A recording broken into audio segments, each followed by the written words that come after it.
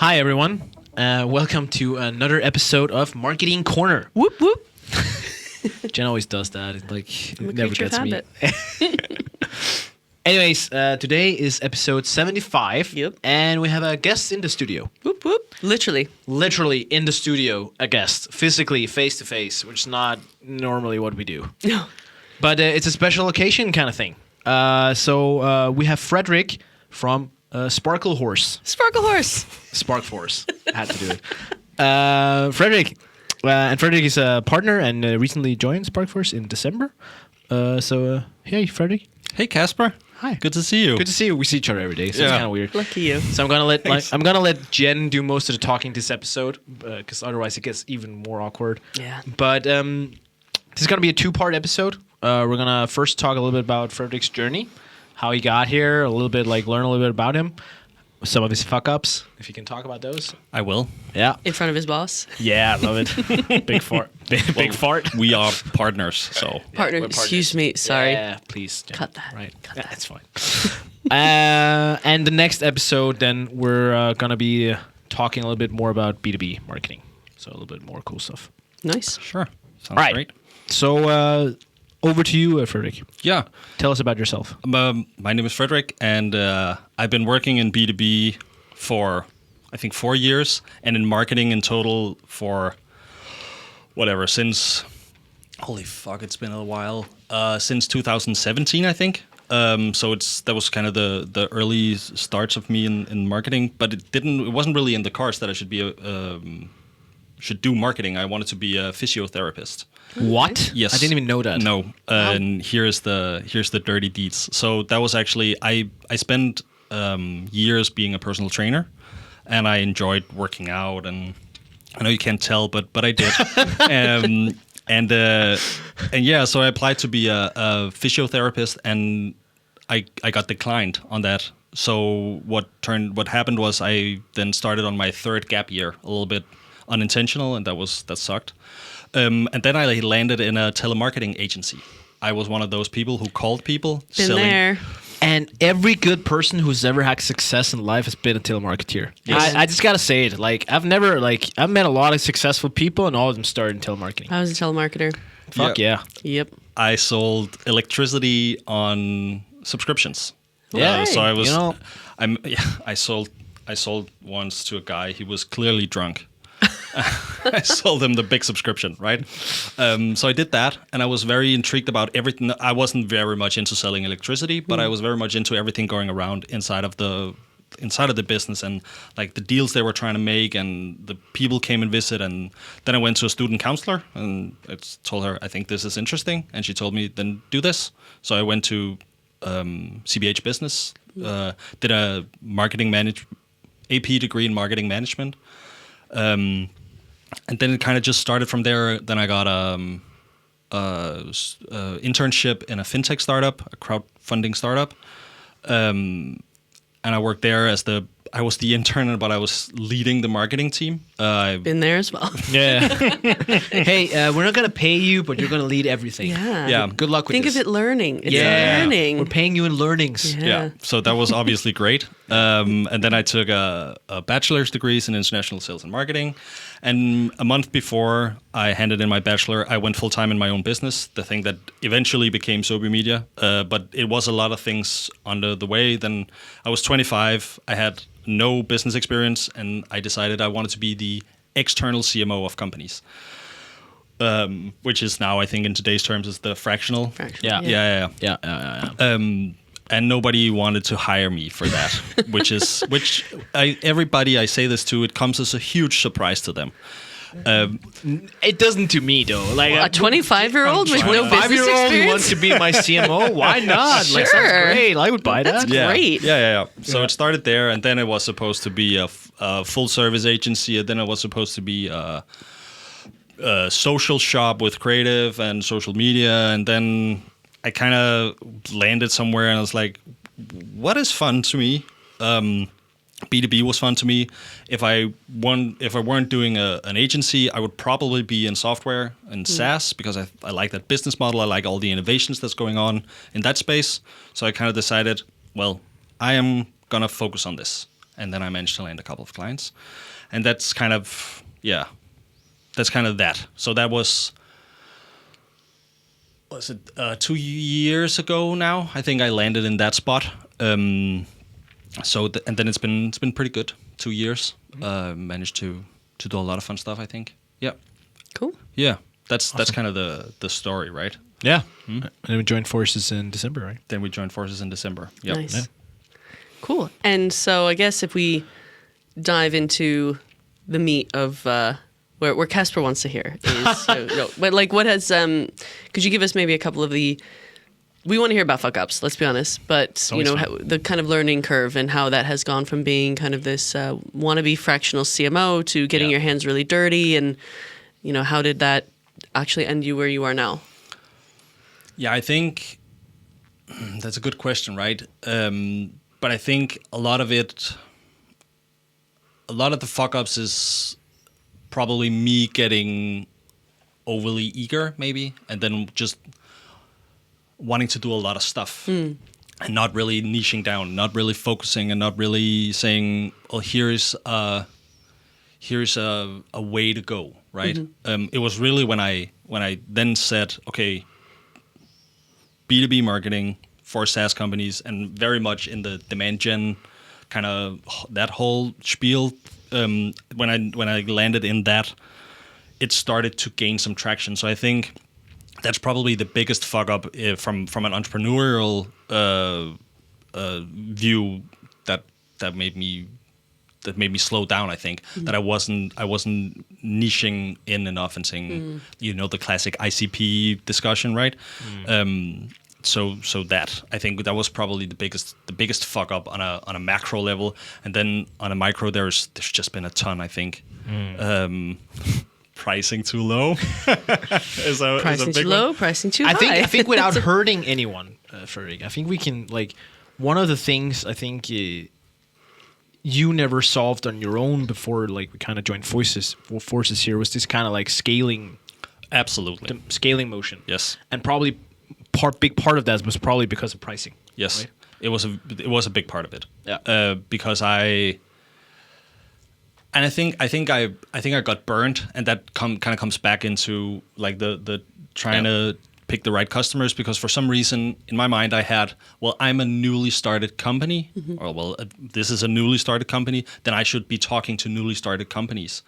And then when I quoted them, I remember I quoted a company. I was like, "You got to pay me $6,000 a month to run your whatever, 3 channels or 2 channels or something like that. $6,000 a month," and they fucking shamed me. Right? Really? You can't even get a Fiverr to do that. They were really upset with me. Okay. And it was the most rude thing they ever heard in their entire lives. Wow. Right? And that was because Did they say why? It was simply just too high. They couldn't imagine paying anybody that kind of money for $6,000. Something like that. For managing DKK. 2 channels. Yes. Not even what? Yeah, For managing and 2 That's channels? insane. Yeah. But that's kind of some of the if we're talking fuck ups, some of the bigger fuck ups. It was like I got in touch with these types of people, and I got in touch with these types of companies that were like, they didn't have any money, and they didn't know why marketing or growth or that stuff was so important. So I think that was probably a fuck up too. That I didn't really manage to figure that out. Right. I think that's an interesting point though, because I think with startups, I know that some of the early stage startups I've been in, some of the bootstrap startups, I wouldn't have $6,000 lying around for a freelancer, or essentially a freelancer. It really depends on what you wanted them to do, right? Yeah. If it was a garage setup, then I totally get it. But if it was a 10-man startup, $6,000 even for a 10-man startup shouldn't. That's not it's peanuts, right? But it wasn't a 10-person startup.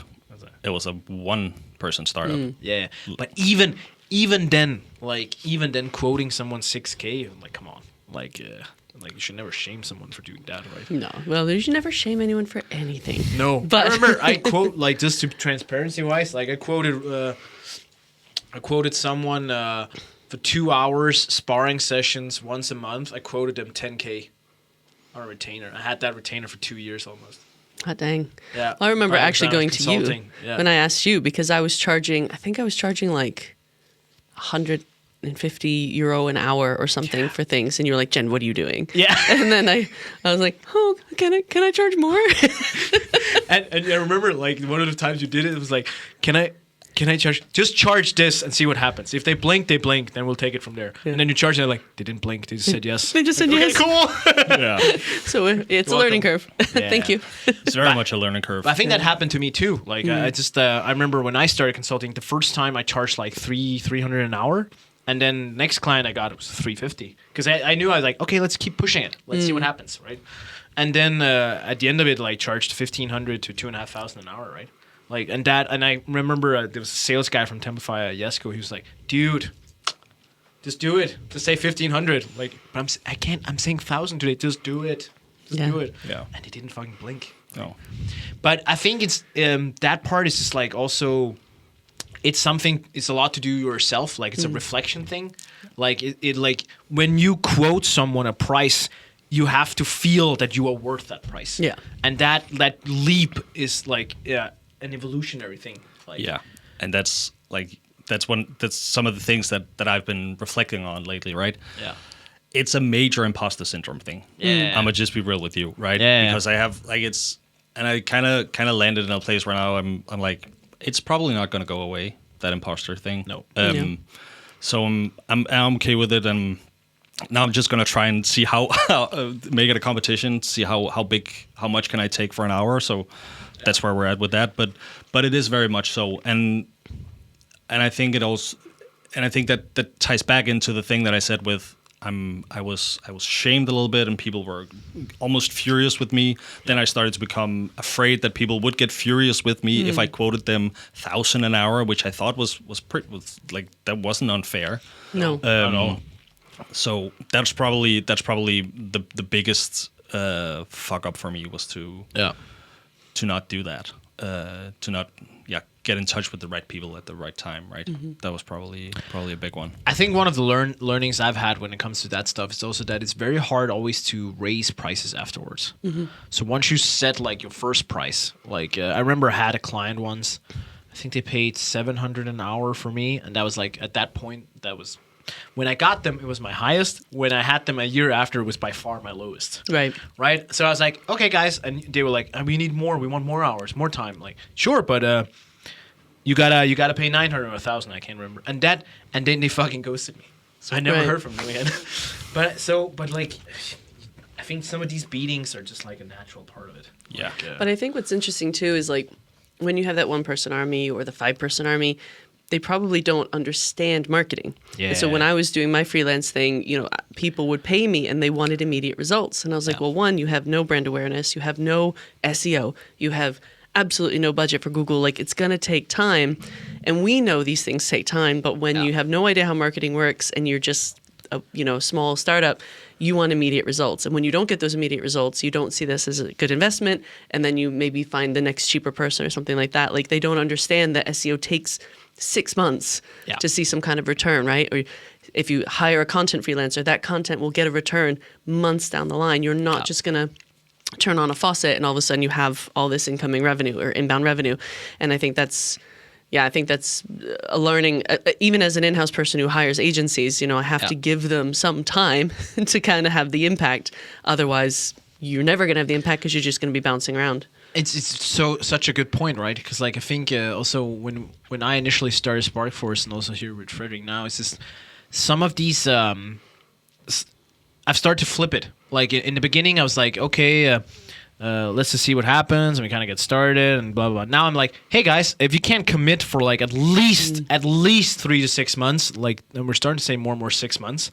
It's just like then we just can't do this. Yeah, like, we won't have an impact. You won't see it's it. like not like. But then, hey, what are the metrics we can look at after 2 months? I'm like, there's metrics, but it's not gonna be super like. It's not gonna look. It's vanity great. metrics. Yeah, right. It's gonna be leading. It's gonna be leading stuff. Leading indicators, right? Like so I think that like it's also our job, and it's kind of one of the things I realized is that we need to be better at managing expectations, right? Like, and I think that also goes with your pricing. So your pricing also sets like an expectation bar. Because when you charge more, it's also like, okay, they value your time more. Like when they're paying you 5,000 an hour, they're not fucking around. Yeah. Right. They know, okay, I gotta get some stuff out of this. I come prepared. I show up. When they're paying you 200 an hour, they're like, yeah, I didn't actually read the memo. I didn't actually prepare the sheet. I didn't have X, Y, Z. Right. Yeah. That's the thing I liked about charging more when I grew, at least. Yeah, I think that makes sense. And I think another, if we're going back to the fuck ups, that's probably a bigger one too. Yeah. I got in the boat of saying, sure, let's evaluate after 14 days, and if wow, you're not, because I saw everybody doing it, right? I saw on Instagram those fuckers, like I saw all that. 14-day or cashback. Exactly, exactly, and like 1,000% growth or your money back, or in 14 days. And I was just that was so ridiculous, right? Yeah. But I kind of fell into that trap, and that was a bad one for me too. Yeah. So that also meant client churn. But as soon as I pivoted into B2B and there was this demand gen thing, like my churn has been pretty low. Yeah. I'm just gonna. Should we tell the fuck up story or what? Yeah. I think this is hilarious. The people want to know. Yeah, but I think this is like here we share the real learning. So do you want? I think you should tell it. But you tell it. Yeah, tell it. You go ahead. So we merge. Yes. You acquire Saabye Media. Yeah. 1st of December this year. Yes. And I think a week before, you asked me, "How's your churn looking, Frederik? How is everybody like? How's your business looking?" I'm like, my clients never churn. I've had so low churn. Like all the customers that I have right now, they've been customers for I don't know how long. And then on the 14th of December, 2 clients churned. Yeah. 2 weeks in. Yeah, some 2 or 3 weeks in. And it's not like there was like that many, so it's kind of like a big chunk, right? It was a fairly big chunk, to be honest with you. So, and I just remember and I remember you panicked so hard, like you were so like your face like dropped. But I also take that stuff personal.